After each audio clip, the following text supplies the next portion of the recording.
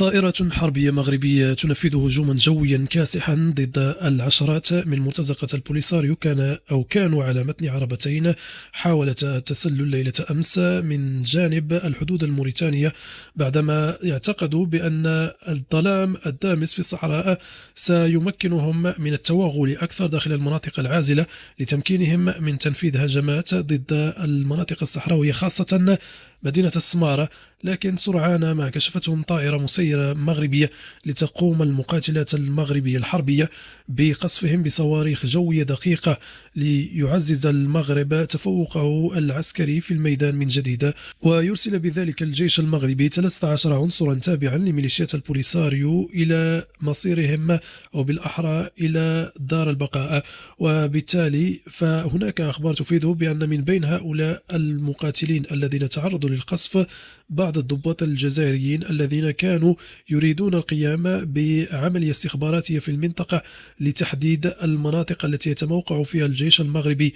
وذلك لتنفيذ هجمات بصواريخ إيرانية والتي زودت بها إيران ميليشيات البوليساريو خلال السنوات القليلة الماضية، وهي في الحقيقة صواريخ سوفياتية قديمة لا قيمة لها ولا ضرر لها، فهي أصلا لا يمكنها الوصول إلى الجدار الدفاعي، فما بالك بالوصول إلى المدن الصحراوية، لأن نطاقها أو نطاق وصولها قصير مقارنة بالصواريخ التي يمتلكها المغرب، والتي أحيانا قد تصل إلى مدى يفوق 500 إلى 600 كيلومتر، أي أن المغرب إذا أطلق صاروخ من الصحراء سيصل إلى تندوف في رمشة عين. أخيرا وبعد سنوات طويلة من النضال، أخيرا جمهورية القبائل ستعلن استقلالها بشكل رسمي يوم 12 أو يوم 14 دجنبر المقبل، وسيتم تنظيم حفل الاستقلال في فرنسا، والتي تعتبر المكان الذي توجد فيه الحكومة القبائلية حاليا، وسيتم الإعلان بشكل رسمي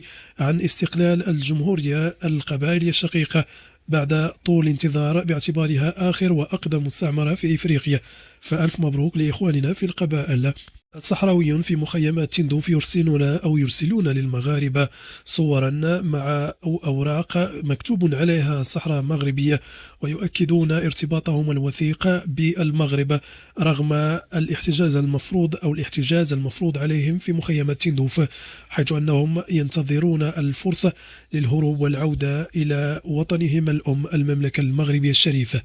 الجيش المغربي يرسل طائرات مقاتلة وتقوم بقصف عشرة البوليساريو ومعهم ضباط جزائريون في المنطقة الحدودية القريبة من موريتانيا بالمنطقة العازلة، وتوغلت بعض العربات الجزائرية وعلى متنها مقاتلي البوليساريو، لكن الطائرات المسيرة باغتتهم وفاجأتهم بصاروخ جوي مركز تسبب في تحويل العربات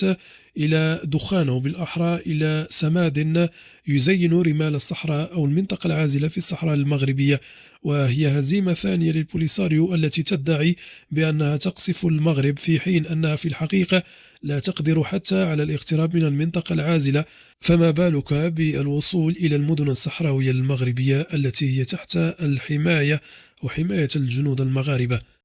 أو بالأحرى الفلاحون المغاربة يبدأون موسم الحرث بعدما أنعم الله على بلادنا بالأمطار، كما أن هناك توقعات أخرى تفيد بأن المغرب سيشهد موسما مطريا مهما، ما يشجع الفلاحين المغاربة على حرث أراضيهم خاصة في القرى الذي تخلى معظمهم عن الحرث في السنوات الماضية بسبب الجفاف، فاللهم صيبنا. احتجاجات كبيرة تشهدها مخيمات تندوف مطالبة بفتح المجال لهم للعودة إلى الوطن، بعدما بدأت البوليساريو والجزائر في حملة اعتقالات واسعة ضد كل من يدعم المقترح المغربي الحكم الذاتي، وكل صحراوي لديه رغبة في العودة إلى المغرب، وبذلك اعتقل العشرات من الصحراويين المغاربة. فما رأيك؟ في خبر جديد بخصوص صحرائنا الجميلة، النيجر تعلن عن دعمها للحكم الذاتي بالصحراء المغربية تحت السيادة الكاملة للمغرب، وغانا بدورها تجدد دعمها لسيادة المغرب على الصحراء.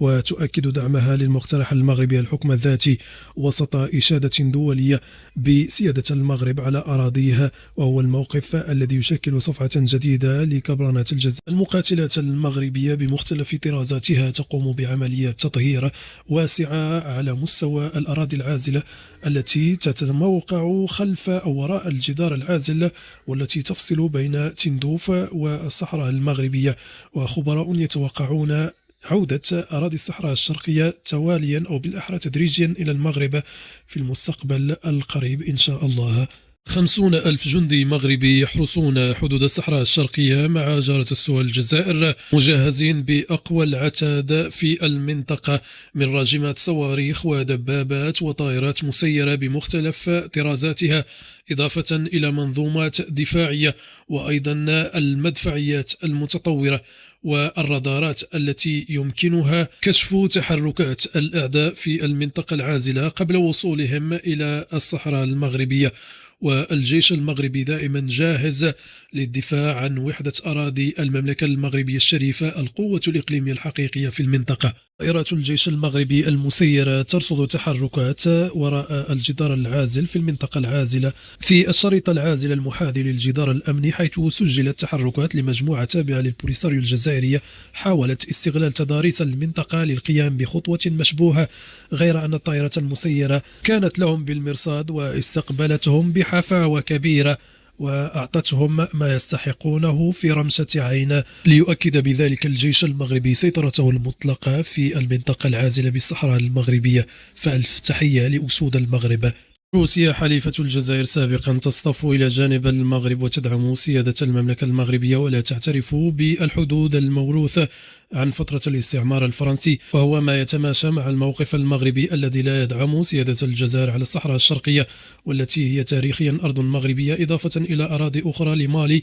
وتونس وليبيا والتي قطعها المستعمر الفرنسي وضمها للجزائر. في أخبار الخير للمغاربة، أمطار جد غزيرة متوقعة في بلادنا اعتبارا من يوم الاثنين 1 دجنبر، وتشمل الأمطار كل البلاد تقريبا، والخيرات متوقعة هذه السنة بإذن من الله تعالى، فاللهم اسقنا الغيث ولا تجعلنا من القانطين.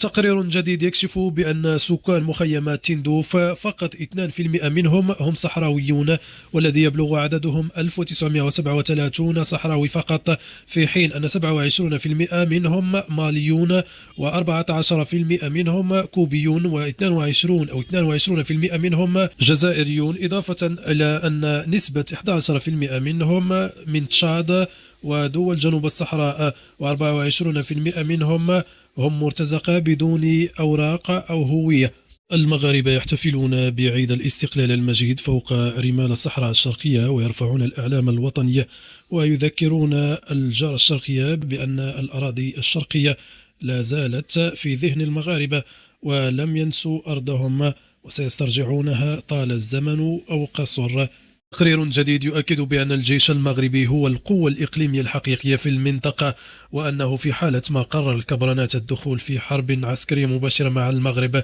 فستكون حربا خاسرة للجزائر وفرصة قوية للمغرب لاستعادة أراضي الصحراء الشرقية التي تمتد من تلمسان إلى تندوف، وهي أراضي تاريخية حقا للمغرب، والوثائق التاريخية لا زالت تؤكد ذلك.